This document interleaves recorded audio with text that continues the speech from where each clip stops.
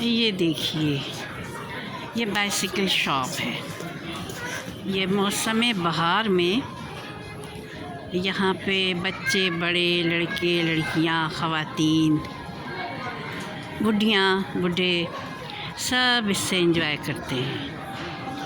आपको बेहिसाब यहाँ साइकिलें मिलेंगी फुटपाथों पे दौड़ती हुई, क्योंकि सड़कों पे साइकिल लेके आना मना है। मैंने कहा मैं आपको से शेयर करूं, ताकि अगर आप कनाडा आने का इरादा रखते हैं तो यहाँ आप साइकिल से एंजॉय करें मौसम बहार में और मौसम गर्मा में। ख़ज़ा में भी चलेगी, लेकिन सर्दी तौबा तौबा, हरगिज़ निकलने की हिमाकत नहीं कीजिएगा साइकिल से।